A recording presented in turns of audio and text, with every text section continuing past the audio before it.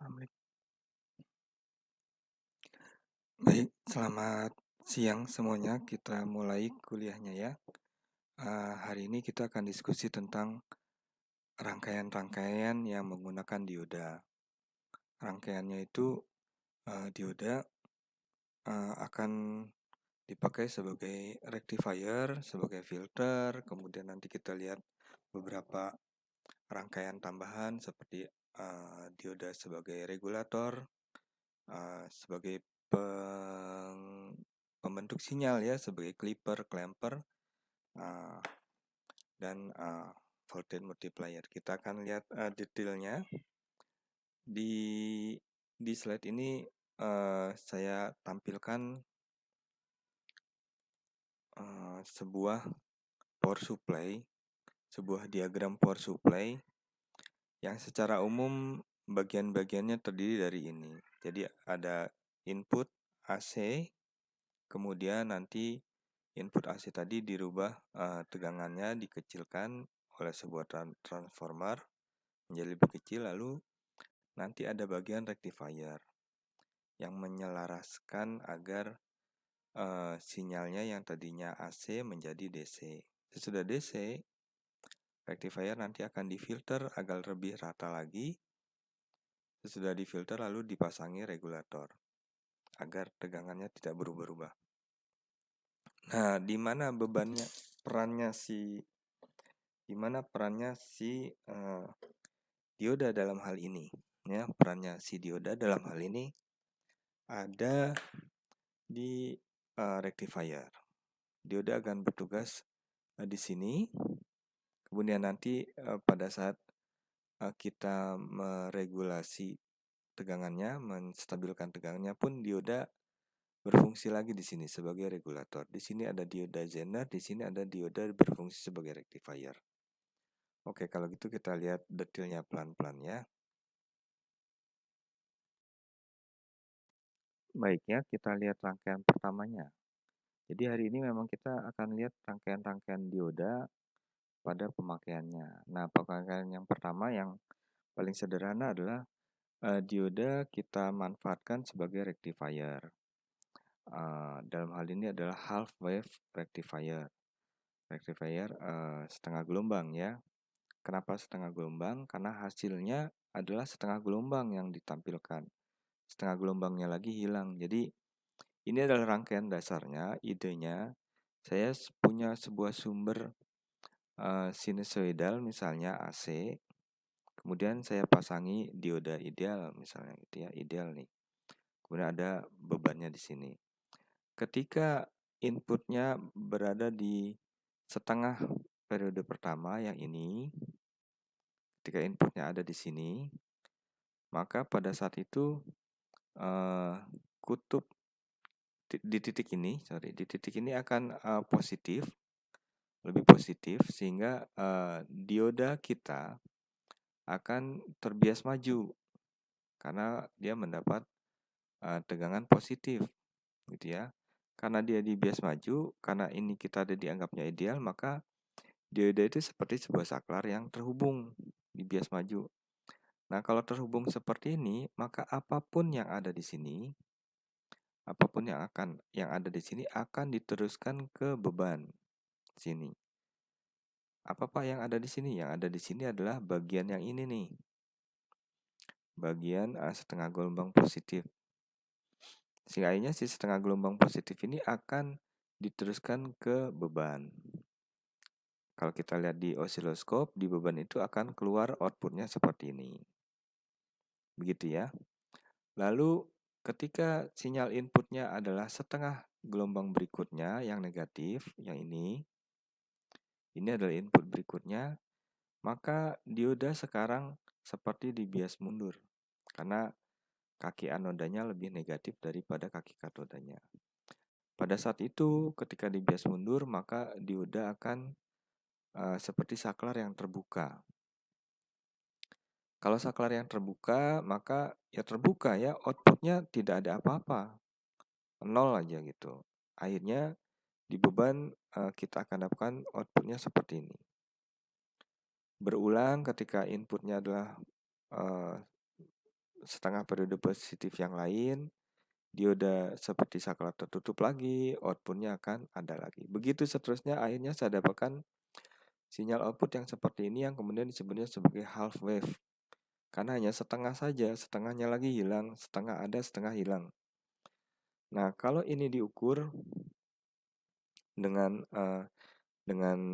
DC voltmeter, berapa tegangan DC-nya kan begitu ya.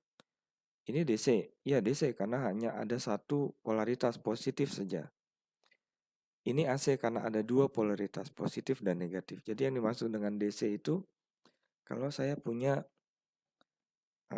sinyal yang polaritasnya satu, positif saja atau negatif saja, itu adalah DC. AC itu kalau polaritasnya dua, positif dan negatif. Nah ini DC nih karena polaritasnya positif saja, walaupun bentuknya begini ya. Kalau ditanya berapa tegangan DC-nya, kalau diukur ya dengan voltmeter DC kelihatan. Kalau dihitung besarnya tegangan DC-nya adalah V peak, tegangan peaknya tuh ini ya, ini adalah tegangan peaknya dari sini sampai 0. Ini adalah tegangan peaknya dibagi V. Itu adalah karena DC-nya kan ada terus 0, ada terus 0 gitu ya. Tentu saja nilainya tidak akan sebesar ini DC-nya nih. Tapi dipukul rata, kadang maksimum, kadang 0 dan seterusnya, sehingga dihitungnya tegangan DC-nya adalah tegangan puncaknya dibagi V. Oke, itu adalah half wave rectifier kalau kita anggap dioda adalah dioda ideal. Pertanyaan saya, kalau diodanya bukan dioda ideal bagaimana? Misalnya diodanya adalah dioda dengan pendekatan aproksimasi kedua. Mudah-mudahan masih ingat aproksimasi kedua itu yang mana. Aproksimasi kedua berarti nanti harus dipertimbangkan ada tegangan bariernya 0,7 volt. Apa yang terjadi kalau ada tegangan bariernya 0,7 volt? Silakan kamu cari-cari ya. Oke, saya lanjutkan.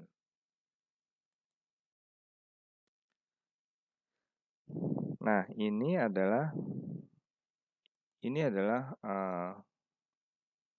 rectifier yang lain yang namanya full wave rectifier.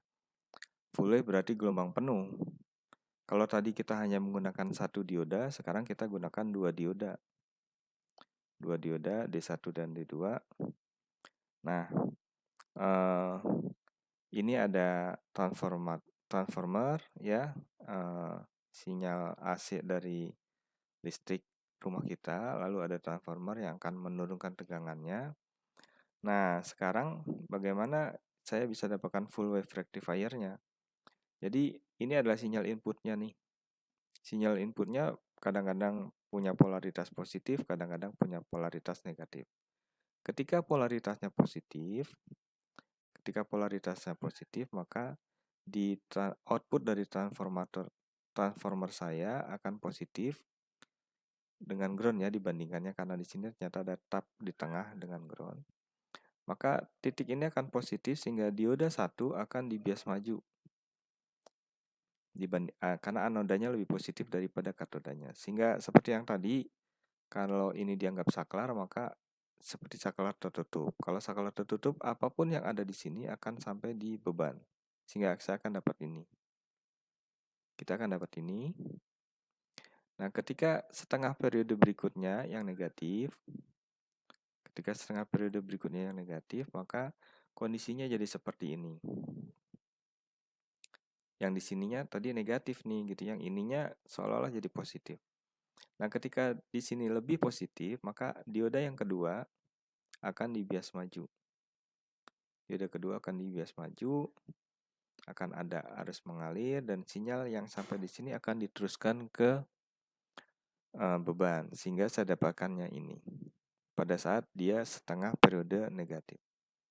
Saya dapatkan ini ya, akibatnya kalau ini dua sinyal ini digabung, setengah periode positif pertama ada di sini, setengah periode negatif berikutnya ada di sini, maka saya akan dapatkan sinyal yang penuh untuk pada outputnya. Sinyal yang penuh ini kemudian akhirnya kita sebutnya sebagai full wave rectifier.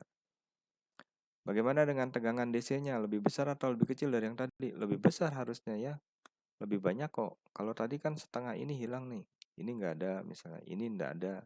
Sekarang ini lebih penuh gitu, lebih penuh sehingga tegangan DC-nya harusnya lebih besar. Jadi kalau diambil rata-ratanya tegangan DC-nya itu mungkin ada di sini misalnya nih. Aduh, saya narik garisnya nggak lurus. Kalau yang tadi bisa jadi lebih rendah gitu ya, ada di sini misalnya. Yang tadi, yang half wave. Nah sekarang dia lebih tinggi, karena lebih tinggi tegangan DC-nya lebih besar harusnya ya. Nah berapa nilainya? Nilainya adalah 2 kali tegangan puncak. Tegangan puncaknya tuh tadi ini sampai 0 gitu ya. 2 kali tegangan puncak dibagi V. Kalau tadi tegangan puncak dibagi V saja. Oke, ini adalah full wave rectifier. Cara kerjanya seperti itu. Kita lanjutkan ya. Nah, rectifier yang lain adalah rectifier bridge rectifier. Seperti ini ya. Diodanya 4 sekarang. Diodanya 4. Sama nih pakai transformator ya. Diodanya 4, lalu cara kerjanya outputnya sama dengan full wave rectifier tadi. Kita akan dapatkan full gitu. Nah, ini adalah bebannya. Lalu kita punya 4 dioda yang dipasang seperti ini. Ini bebannya itu kalau digambar begini berarti harusnya dia juga lewat sini nih bebannya nih seolah-olah gitu ya. Nah, lewat tengah sini. Lewat tengah sini saya kasih gambar yang agak beda dikit deh. Jadi dia tuh lewat tengah sini bisa. Nah gitu, kalau mau lihat yang birunya ya, jadi terserah. Kamu mau lihat yang gambar aslinya, boleh. Beban, atau karena ini ground, ini juga ground, maka itu sama saja saya jalankan ke sini kan begitu. Saya pasangnya begini sama saja ya. Oke. Apa yang terjadi sehingga saya bisa dapatkan gelombang penuh seperti ini? Ketika setengah periode pertama positif, yang tadi ya, setengah periode pertama positif, maka di titik ini lebih positif daripada di sini. Sehingga yang dioda 1 nanti akan, dioda satunya itu akan dibias maju sehingga dia seperti saklar yang tertutup. Dioda 3 dan dioda 4-nya bias mundur. Jadi hanya dioda 1 yang dibias maju dan dioda 2 gitu. Kok dioda 2 bisa, Pak? Nah, kalau ini ground, maka anodanya 0 gitu ya. Sementara di sininya negatif nih. Ini negatif seperti gambar ini. Ini negatif, katoda ini, anoda ini ground, maka dia pun bias maju. Sehingga akhirnya D1 dan D2 bias maju, nanti si ini seolah-olah terhubung, ini seolah-olah terhubung. Kalau kamu lihat yang birunya resistornya, akan ada arus mengalir dari sini ke dioda 1, lalu ke biru, terus ke sini. Nah, gitu. Gitu ya. Akibatnya saya akan dapatkan setengah gelombang positif pertama. Begitu kebalikannya ketika saya punya setengah gelombang negatif berikutnya, maka di titik ini akan negatif, di titik ini akan positif. Lihat ini gitu ya. Lihat ini, maka dioda 3 dengan dioda 4 yang akan dibias maju. Karena ini positif, ya ini negatif. Kalau ini positif maka dioda 4 bias maju, dioda 3 pun bias maju. Dioda 4 bias maju jelas karena di sini positif, ini pasti ground gitu ya, lebih negatif. Sementara dioda 3 kenapa bias maju juga? Karena di sini anodanya ground, di sini negatif. Yang penting kan begitu. Nah, akibatnya ketika kondisinya seperti ini, maka sinyal positif itu akan lewat ke dioda 4. Oh, yang ini aja lebih gampang. Akan lewat ke dioda 4 melalui beban atau yang biru, lalu ke dioda 3 kembali ke sini. Sehingga yang kita peroleh adalah setengah positif berikutnya ini.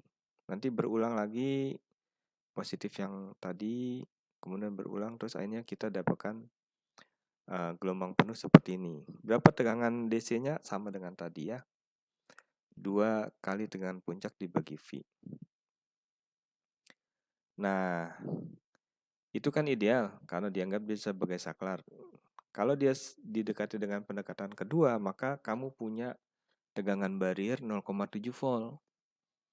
Satu dioda. Padahal kita pakainya 2 dioda nih. Pakai 2 dioda, maka ada tegangan 1,4 volt.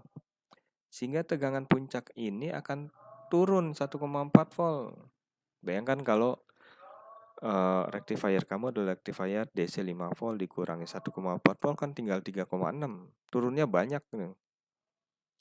Ya, 30% lebih.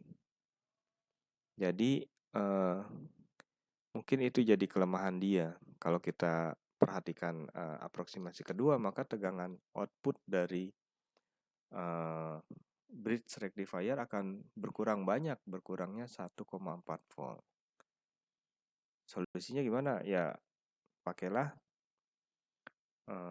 siapa tuh? Germanium misalnya ya, yang 0,3 volt tegangan bariernya, sehingga total tegangan bariernya hanya 0,6 dari 2 dioda misalnya.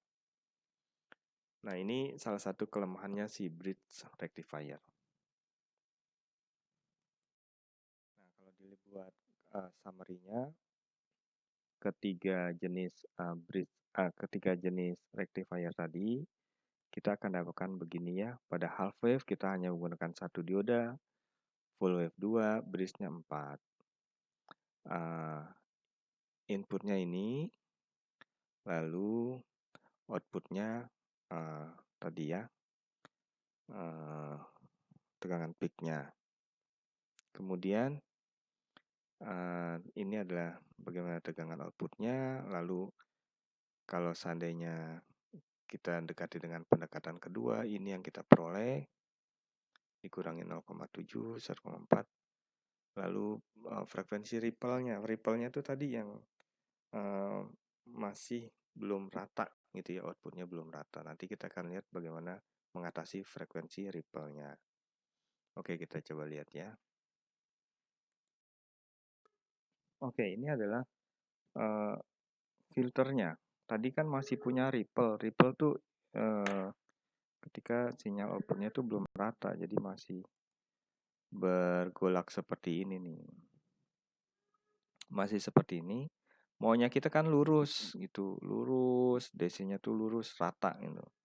Nah, ini masih memiliki ripple. Tentu saja kurang baik ya. Nah, bagaimana menghilangkan ripple-nya? Salah satu yang sederhana, orang menggunakan filter. Filternya filter yang menggunakan apa nih? Induktor gitu. Sifatnya induktor kan melewatkan DC ya, menahan AC. Jadi pasang saja induktor sehingga AC-nya, ripple-nya itu tertahan gitu. DC-nya yang akan dilewatkan. Plus ditambah ada kapasitor di sini. Kapasitor kebalikannya dari induktor. Kapasitor itu melewatkan AC, menahan DC. Jadi yang DC-nya lewat di sini,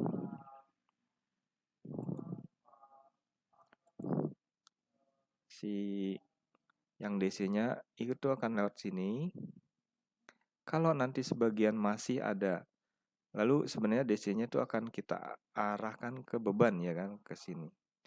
Nah, kalau masih ada sebagian AC yang lewat, maka dia akan tergoda untuk lewat ke sini melalui kapasitor. Karena kapasitor itu sifatnya melewatkan AC gitu. Jadi yang DC-nya lewat, kalau masih ada yang yang AC-nya masih ada yang lewat, akan dibelokkan lewat kapasitor, sehingga mudah-mudahan yang sampai ke beban di sini sudah benar-benar DC. Tentu saja kalau saya ingin dapatkan DC yang bagus, maka kapasitornya perbesar saja kan gitu. Sehingga dia akan kapasitornya perbesar. Sehingga dia akan menghasilkan DC yang bagus, atau induktornya berbesar saja. Nah, ketika induktornya diperbesar, maka kita ketemu masalah karena induktor diperbesar berarti bentuknya jadi besar, gulungannya besar gitu ya. Nah, dengan begitu tahanannya juga jadi besar. Di gambar ini kasih namanya RS gitu. Ini adalah tahanannya si induktor. Ketika dia gulungannya besar, dia jadi punya tahanan, maka ini jadi pembagi tegangan nih gitu, RS dengan RL, sehingga tegangannya nanti turun. Belum lagi bentuknya yang besar. Jadi si filter dengan menggunakan induktor ini akhirnya tidak efektif gitu ya. Tidak efektif.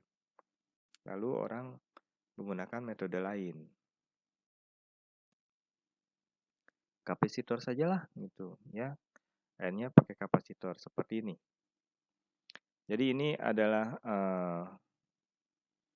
tadi rectifiernya, ada sinyal input lalu dipasangi dioda. Nah, ini adalah si mana ini ya. Ini adalah kapasitor yang nanti dimanfaatkan sebagai filter. Sehingga diharapkan outputnya tuh nanti akan rata gitu. Kok bisa rata? Jadi ketika si sinyal inputnya positif, dioda lewat nih. Diodanya sambung ya. Bias maju, saklar tutup. Kapasitornya isi. Kapasitor kan dulu begitu waktu kita belajar fisika dasar. Isi dan buang muatan. Jadi kapasitornya diisi. Isinya kalau cukup, maka dia akan terisi penuh berisi muatan. Kalau muatannya ada, maka di situ akan ada tegangan. Berapa tegangannya?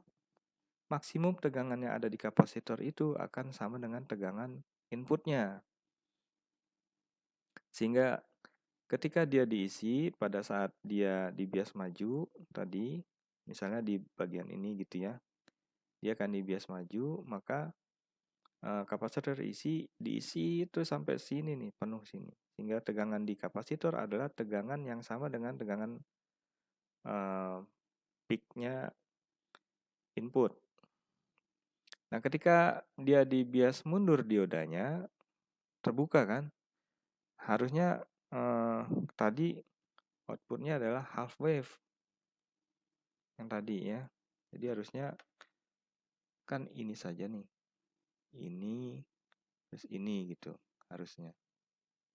Tapi karena sekarang ada kapasitor, seperti seolah-olah saya punya sumber tegangan DC sebesar VP, maka ketika si diodanya ketika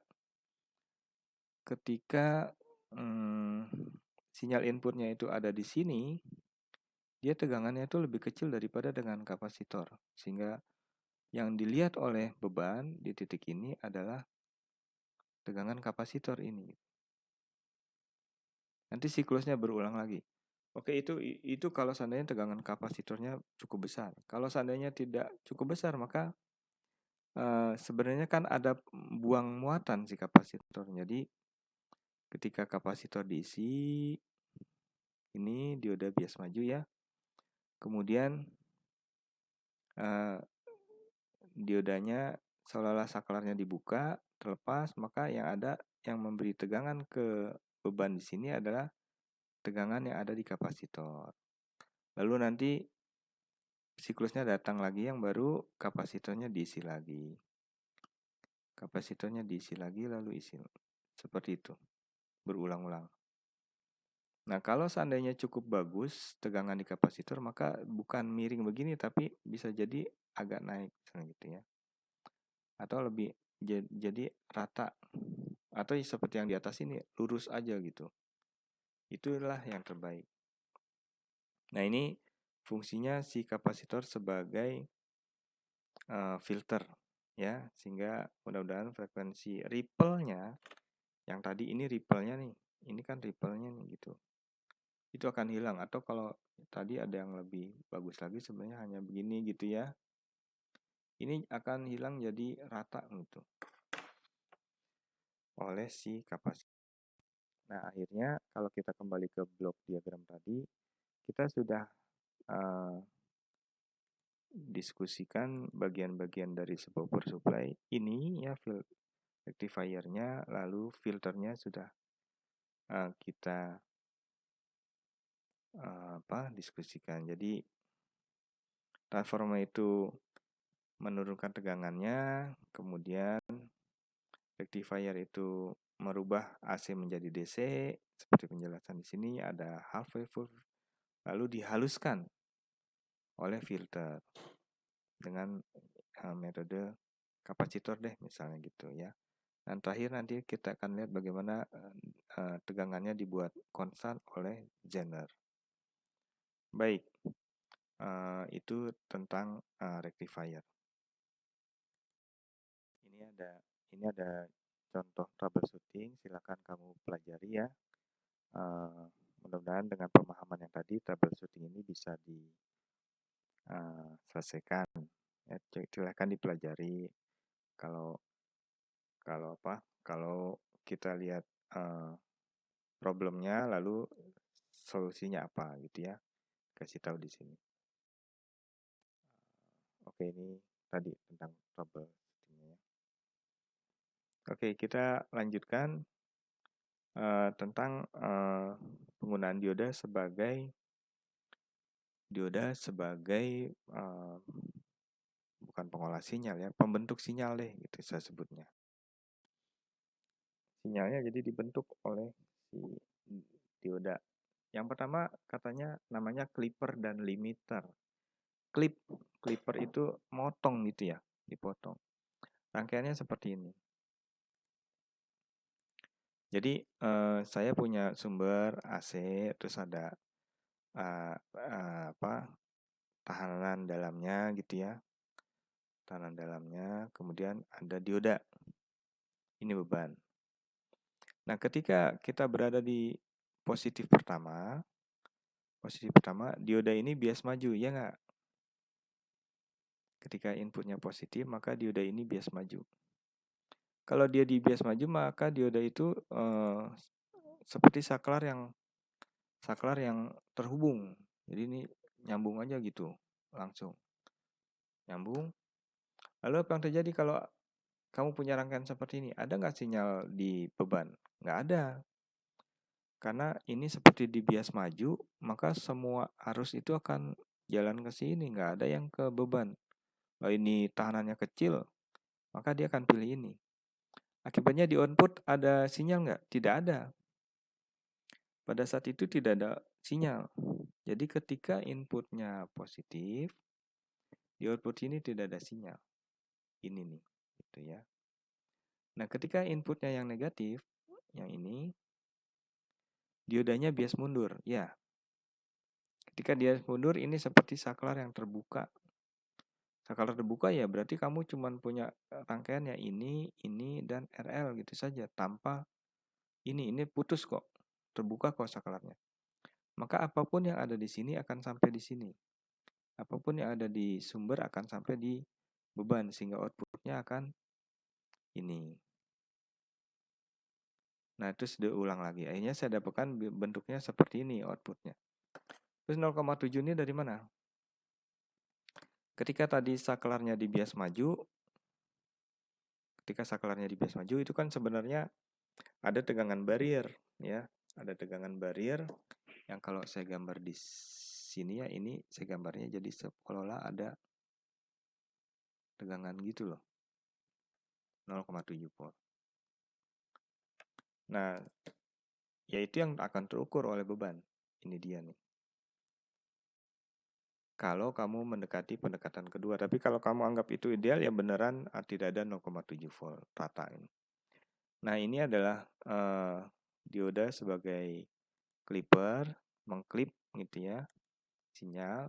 Kalau diodanya dipasangnya terbalik, maka saya akan dapatkan bentuk sinyal yang kebalikannya. Gitu. Kalau dipasang dua-duanya gimana? Positif dan negatif. Nah, ini kalau dipasang dua-duanya. Kalau dipasang dua-duanya, maka outputnya nanti gimana? Terbayang nggak outputnya? Outputnya tuh nanti berarti ya di sini ya outputnya ini itu outputnya di sini akan bernilai tegangan biasnya, tegangan bariernya dioda ini. Jadi kalau digambar outputnya akan jadi seperti akan begini, 0,7 minus 0,7 0,7 minus 0,7 dan begitu terus. Ini 0,7. Ini adalah jadi seolah-olah saya punya sumber tegangan ini. Akibatnya outputnya hanya 0,7 0,7, makanya dia dipakai untuk proteksi. Kalau seandainya saya punya rangkaian yang tegangannya itu tidak boleh lebih besar dari 0,7 misalnya gitu. Ya, ini outputnya. Nah, si clipper yang tadi bisa juga kita tambahkan tegangan. Kemudian sebenarnya sebagai clipper yang dibias. Diberikan tambahan tegangan di sini. Ini biasnya ya. Kalau tanpa pembiasan, tadi outputnya akan 0,7 saja. Kan 0,7 saja. Tapi karena sekarang ditambah ini, maka seolah-olah kan jadi begini. Kamu seolah-olah punya baterai 0,7 terus tambah V1-nya gitu. Jadi ini adalah V1-nya. Yang kedua ini adalah tegangan bariernya dioda. Jadi seolah-olah punya dua sumber tegangan nih. Satu tegangan bariernya dioda 0,7, satunya lagi ini tadi yang dibias. Sehingga outputnya akan kalau tadi 0,7 saja akan bertambah tergantung berapa tegangan biasnya. Jadi ini gambarnya seperti ini. Plus tegangan. Jadi output yang atasnya, yang bawahnya sih sama dengan inputnya tadi. Yang atasnya itu akan tegangan bariernya dioda plus tegangan biasnya. Yang negatifnya tadi seperti ini juga sama. Kalau dua-duanya dipasang, maka outputnya akan tegangan barrier plus tegangan biasnya. Tegangan barrier plus tegangan biasnya gitu. Kalau yang tadi, yang tanpa ini, yang proteksi tadi kan hanya 0,7 0,7 ya, mudah-mudahan masih ingat. Yang tanpa proteksi tadi hanya 0,7 atas 0,7 bawah. Sekarang karena ditambahkan dengan tegangan, maka dia jadi naik gitu ya. Dia jadi naik. Nah itu kalau seandainya clippernya dimodifikasi sedikit dengan diberikan bias. Baik, rangkaian dioda yang lain adalah sebagai clamper nih. Clamper itu seolah-olah saya menambahkan tegangan DC pada sinyal input saya. Sinyal input saya tambahkan tegangan DC, akibatnya outputnya itu akan bentuknya tidak berubah, hanya nilainya besar atau kecil gitu. Seperti digeser ke atas atau digeser ke bawah tergantung pada tegangan yang kita berikan. Oh, bukan tegangan yang kita berikan ya, karena tegangannya diperoleh dari kapasitor. Sorry. Jadi ini intinya begini. Kalau clamper itu saya punya input ini, maka dia akan dinaikkan sebesar ini, geser ke atas gitu. Itu clamper.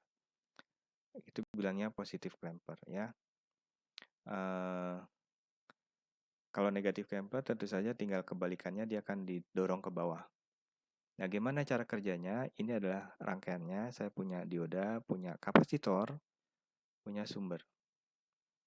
Nah, ketika inputnya positif, diodanya kan dibuka nih. Ketika inputnya positif, diodanya dibuka. Kita mulainya ketika inputnya negatif deh. Ketika inputnya negatif, maka dioda ini akan dibias maju. Jadi ini negatif, ini positif, dioda ini bias maju. Ketika dia dibias maju, maka dia seolah-olah menjadi saklar tertutup seperti ini. Lalu kapasitor akan diisi. Kapasitor akan diisi sebesar apa isinya? Sebesar tegangan puncaknya. Gitu. Jadi kapasitor sekarang terisi sebesar tegangan puncak DC gitu ya. Nah, ketika sinyal input ini kembali ke sini, ketika dia positif, maka saklar akan dibuka. diodanya bias mundur. Nah, pada saat itu seolah-olah saya punya input ini positif plus sumber tegangan yang diberikan oleh kapasitor sebesar Vp DC. Kalau saya punya rangkaian seperti itu, jadi saya punya bentar. Kalau saya punya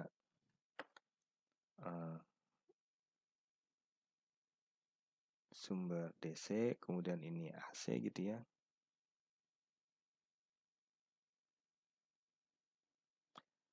Maka apapun yang ada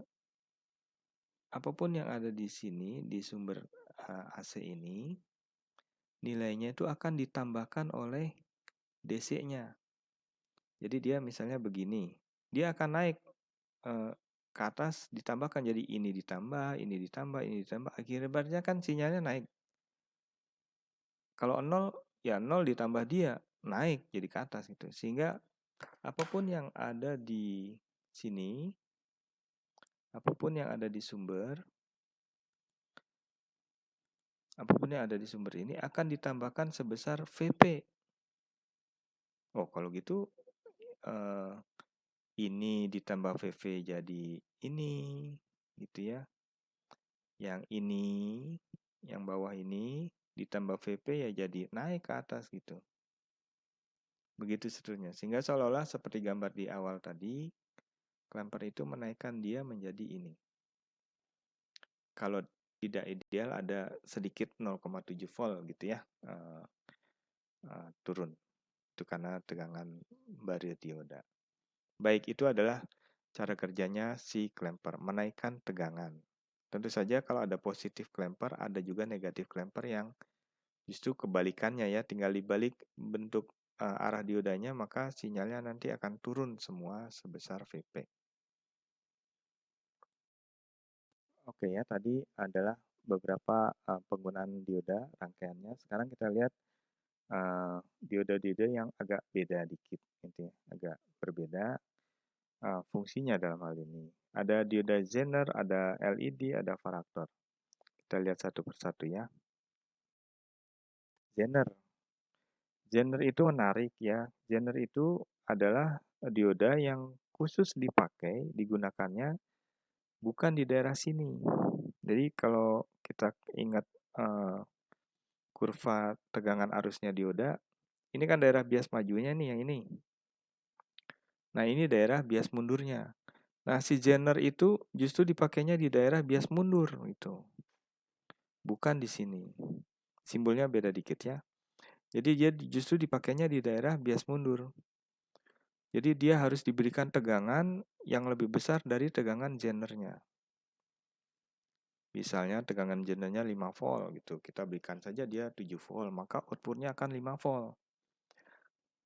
Lalu dia bisa mengalirkan arus bervariasi. Jadi ketika arusnya bervariasi, tegangannya tetap 5 volt.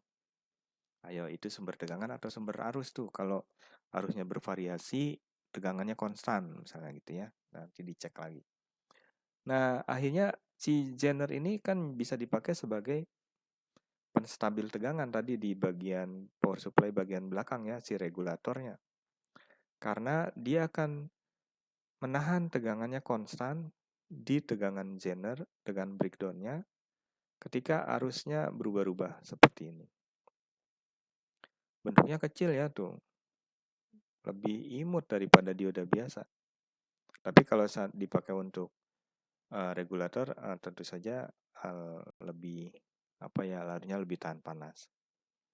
Oke, itu adalah dioda Zener yang dipakainya di daerah bias mundur ya, lebih tepatnya lagi di daerah breakdown. Ini simbolnya. Bagaimana menggunakannya, ini dia ya. Jadi gampangnya begini. Idenya, saya punya sumber DC, saya coba lalu saya pasangi Zener. Bias mundur nih, karena ini positif kan gitu. Ini kan bias mundur. Kalau tegangan di sini dioda zener tuh udah punya tegangan zenernya, tegangan breakdownnya tadi. Misalnya tegangan breakdownnya 5 volt, maka output di sini akan 5 volt selama tegangan ini lebih besar dari tegangan zener, lebih besar dari 5 volt. Kalau dia di bawah 5 volt ya tidak bekerja si tegangan zenernya, itu berarti masih bias mundur tapi belum breakdownnya gitu. Nah, ketika di sini 7 volt, 12 volt, maka di sini tetap 5 volt. Outputnya tetap 5 volt, gitu ya. Berapa arus yang mengalir di sini? Arus mengalirnya selisih tegangan ini. Selisih tegangannya adalah Vs Vz, selisihnya dibagi tahanannya. Yaitu adalah arus yang mengalir di dalam. Nah, dipakainya tadi ini, si DC ini adalah hasil dari rectifier tadi. Bridge rectifier, kemudian ada input filter dari kapasitor, baru diumpankan ke zener, jadi komplit nih. Ya, yang tadi sudah kita pelajari tuh, ada bridge rectifier, terus ada menghilangkan ripple-nya oleh kapasitor.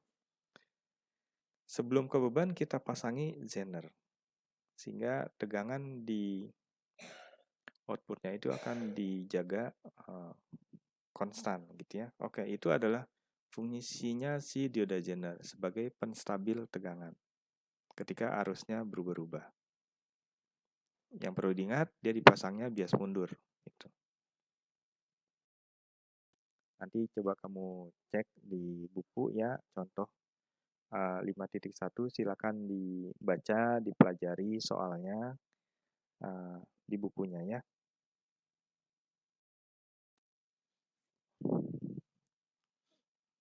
Nah, ini perhitungan lebih detailnya kalau seandainya kita ingin menghitung beban pada dioda zenernya, nanti kita harus cari tegangan Theveninnya gitu, tegangan Theveninnya dari rangkaian. Jadi ini rangkaian kita, ini datangnya dari si power supply tadi, datang dari power supply tadi, kita punya zener, ini adalah bebannya, RS-nya, tahanan outputnya ya. Biasa kita harus cari tegangan Theveninnya.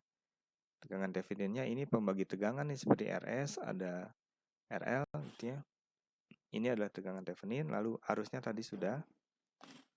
Nah, ketika saya punya zener, dipasangi zener, maka harusnya tegangan beban itu sama dengan tegangan zener.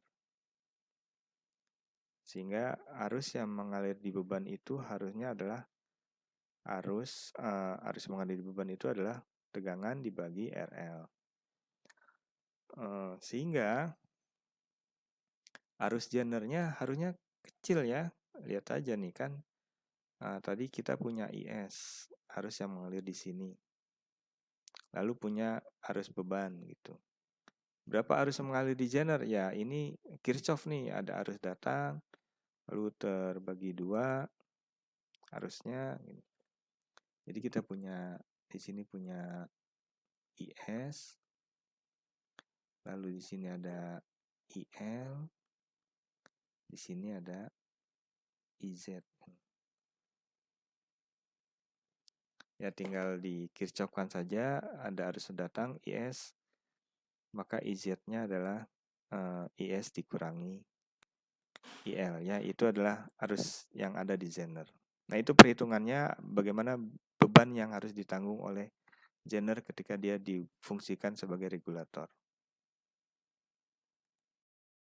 Nah, ini sedikit summary-nya untuk analisis tadi dioda zener yang digunakan sebagai regulator. Jadi langkah awalnya kita cari arus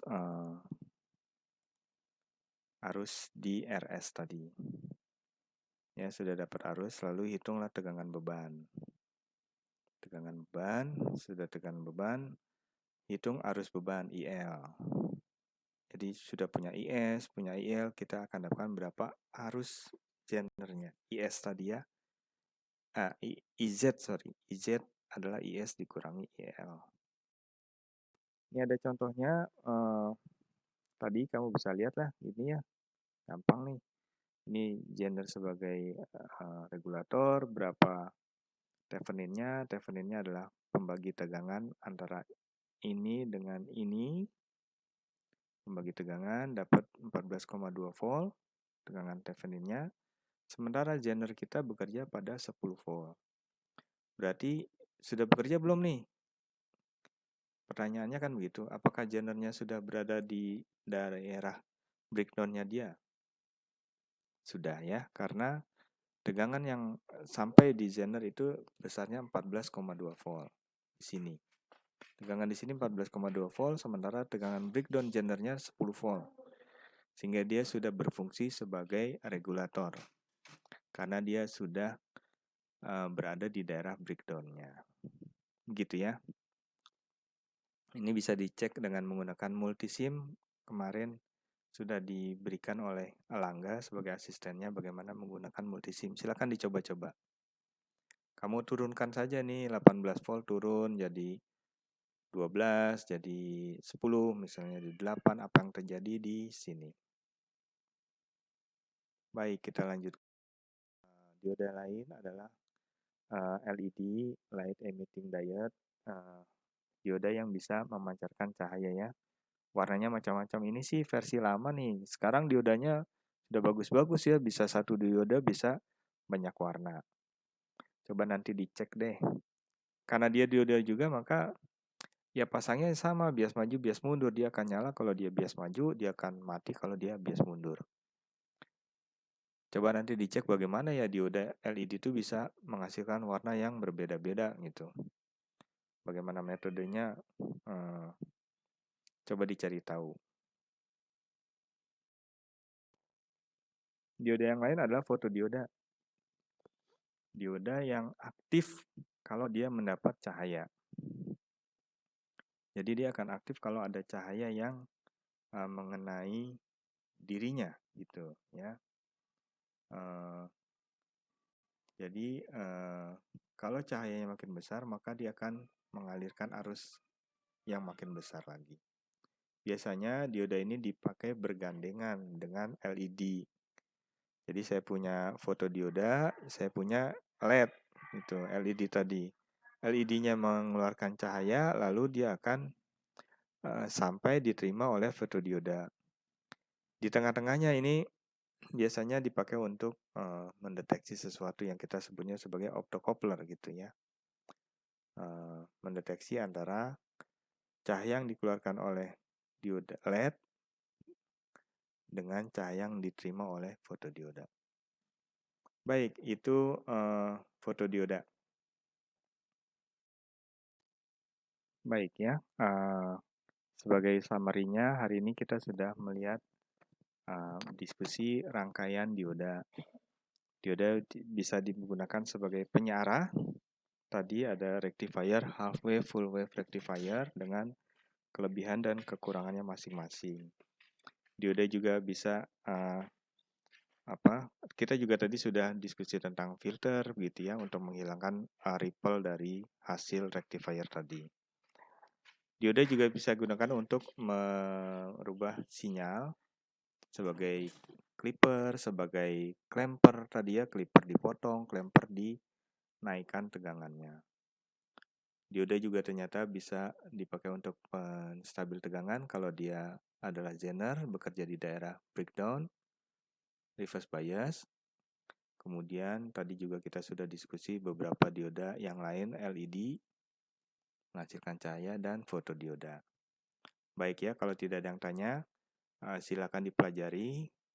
Kita akan buka pertanyaannya pekan depan kalau memang ada yang ditanyakan. Kalau tidak ada yang ditanyakan, pekan depan kita akan lanjut dengan materi berikutnya.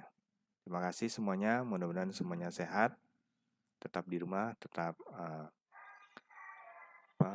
jaga kesehatan. Sekian dari saya. Assalamualaikum warahmatullahi wabarakatuh. Selamat siang semuanya.